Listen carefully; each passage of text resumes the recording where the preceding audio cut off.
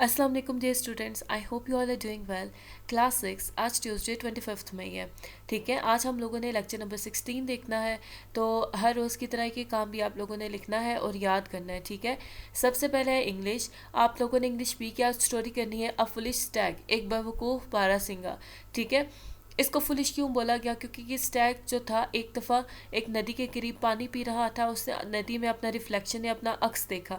ठीक है, अक्स देखने के बाद जब उसने अपने सींग देखे तो उसको वो बहुत खूबसूरत लगे। ठीक है, उसने अपने सींगों पर रश्क किया, लेकिन एकदम से जब उसकी नज़र अपनी पतली टांगों पर पड़ी, ठीक है, तो उसको अपनी टांगें बिल्कुल भी अच्छी नहीं लगी। ठीक है, उसने अल्लाह ताला की नाशुक्री की कि मेरी टांगें बिल्कुल भी प्यारी नहीं है। फिर क्या हुआ कि उसके पीछे कुछ शिकारी कुत्ते पड़ गए। ठीक है, कुछ हंट्समैन पड़ गए, जो कि उसको मतलब कि उसकी हंटिंग करना चाहते थे स्टैग की। तो ये स्टैग जो है वो भाग के जंगलों की तरफ चला गया। अब देखो, जिन टांगों से वो नफरत करता था उन्हीं टांगों ने उसे मदद की उस जंगल में भागने की और उन होंठ से बचने की। ठीक है, लेकिन क्या हुआ कि जब वो जंगल में पहुंच गया तो उसके जो सींग थे वो उन झाड़ियों में फंस के, जो कि जंगल में थी बहुत ज़्यादा। ठीक है, तो फिर इन्हीं सींग की वजह से जिनको वो खूबसूरत समझता था वो वहाँ पे फंस गया और उसको जो शिकारी थे उन्होंने उसका शिकार कर लिया। ठीक है, इस तरह से बोला जाता है all that glitter is not gold, कि हर चमकती चीज़ सोना नहीं होता।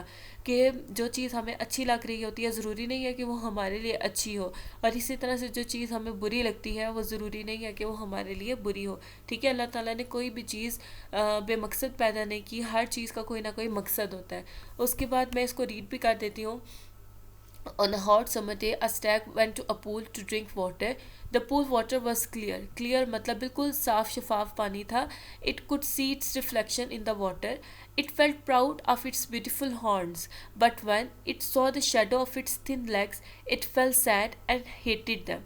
ठीक है, उसने हेट किया अपनी टांगों से, उसे बिल्कुल भी अच्छी नहीं लगी. While it was still thinking of its ugly legs, it heard the sounds of horses' hoofs of the huntsmen with the barking dogs.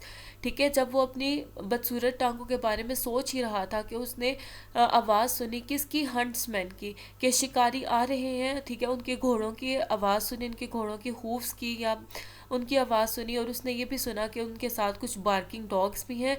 और वो जो है it ran for its life as fast as his legs could carry it. In no time, थोड़े ही वक्त में, it left the hounds far behind.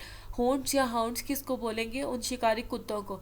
ठीक है, उसने उनको पीछे छोड़ दिया। Now it happen to pass through a thick forest. As it rushed through, वो भाग ही रहा था, its horns got caught in the branches of the tree. It struggled hard for to free itself but all in vain, लेकिन कोई फ़ायदा नहीं हुआ। Meanwhile, the hunter and his hounds came chasing it. Chasing पीछा करते हुए उसके पास आ गए. The hounds fell upon it and killed it.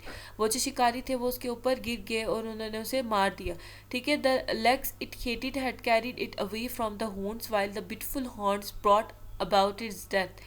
Moral all that glitter is not gold. उसके बाद साइंस है, unit number 2, question number 24, what jobs does the skin do? हमारी स्किन का क्या काम है? ठीक है, stop germs and harmful chemicals entering the body. Skin जो है वो जर्म्स को और हार्मफुल केमिकल्स को बॉडी के अंदर आने नहीं देती. Protect against the sunlight and prevents the water loss, हमें सूरज की रोशनी से भी बचाती है और हमारे बॉडी से पानी को निकलने भी नहीं देती. ठीक है, how many layers are there in skin? Skin की 2 लेयर्स होती हैं. ठीक है, और with layer of fat beneath, और उसके नीचे एक जो है वो फैट की भी लेयर होती है. If someone gently strokes the hair on the back of your neck you feel a tingling sensation, explain why. अगर बिल्कुल कोई आराम से आपकी नेक के पीछे वाले हेयर्स को टच करता है तो आपको वो भी मतलब फील होता है. वो ऐसा क्यों होता है? क्योंकि there are touch sensitive nerve cells at the root of every hair on the body.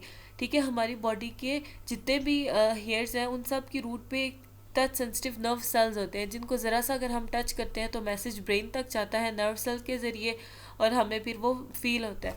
ठीक है, उसके बाद social study chapter 5 question 2, Why is firewood needed in some parts of the Pakistan? What is the government trying to do to solve this problem?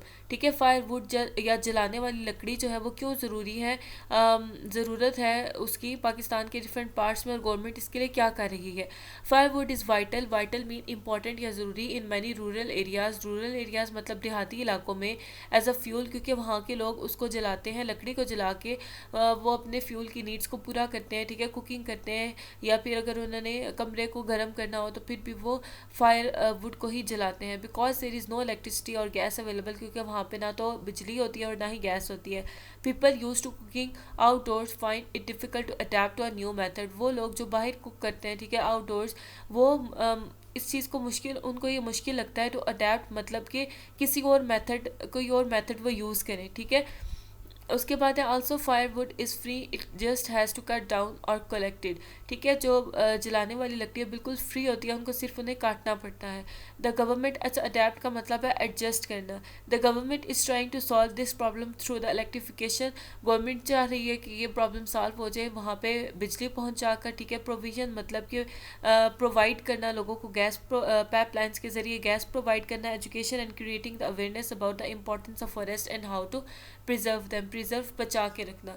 उसके बाद next है computer internet. Question number 11 हमने start किया हुआ। आज इसके जो points हमने करने हैं वो advertising and online games and music. Advertisement का मतलब होता है कि अपनी चीज़ों के का इश्तहार करना, ठीक है। जैसे हम लोग नेट पे कोई एक चीज़ खोल के बैठे होते हैं लेकिन वहाँ पे एड्स आ रहे होते हैं किसी और चीज़ के, तो इसको एडवर्टाइजमेंट बोला जाता है, जो कि इंटरनेट के ज़रिए लोग करते हैं। उसके बाद online games and music, TV shows, ये सब कुछ भी इंटरनेट के ज़रिए जो है वो कर सकते हैं। फिर है maths unit number 2 exercise B full, जो है वो इस लिंक में प्रोवाइडेड है। आज आप लोगों ने सिर्फ क्वेश्चन नंबर 1 और 2 करना है। फिर है इस्लामियात, सवाल नंबर 5, अजान की कलमात का उर्दू तर्जमा लिखिए और ये कलमात कितनी बार अदा किए जाते हैं, ठीक है। अजान की कलमात जो है उनका उर्दू तर्जमा है अल्लाह सबसे बड़ा है, यह 4 दफ़ा पढ़ा जाता है। उसके बाद मैं गवाही देता हूँ कि अल्लाह के सिवा कोई माबूद नहीं, ये भी 4 मरतबा। आओ नमाज की तरफ 2 मरतबा, आओ कामयाबी की तरफ 2 मरतबा, अल्लाह सबसे बड़ा है 2 मरतबा, अल्लाह के सिवा कोई इबादत के लायक नहीं 1 मरतबा, ठीक है। तो यहाँ तक आप लोगों का आज का काम है। और एक बात और कि अगर अजान हो रही हो तो हमें खामोशी से अजान को सुनना चाहिए, ठीक है। अजान के जो कलमात हैं उनका जवाब देना चाहिए, इसका बहुत ज़्यादा सवाब होता है। हमें अपने जो भी हम काम कर रहे होते हैं उनको रोक देना चाहिए, ठीक है। अजान का जवाब देने का तरीका ये होता है कि जो जो कलमात पढ़े जाते हैं उन्हीं को दोहराया जाता है, ठीक है। जैसे अल्लाह अकबर कहा जाए तो आप भी अल्लाह अकबर बोला करें। सिर्फ यह है कि हियाल सलाह और हियाल फलाह जो जब बोला जाए तो उसके जवाब में बोला जाता है ला हौला वला कुव्वता इल्ला बिल्लाह, ठीक है। That's all for today. दुआओं में याद रखिएगा। अल्लाह हाफिज़।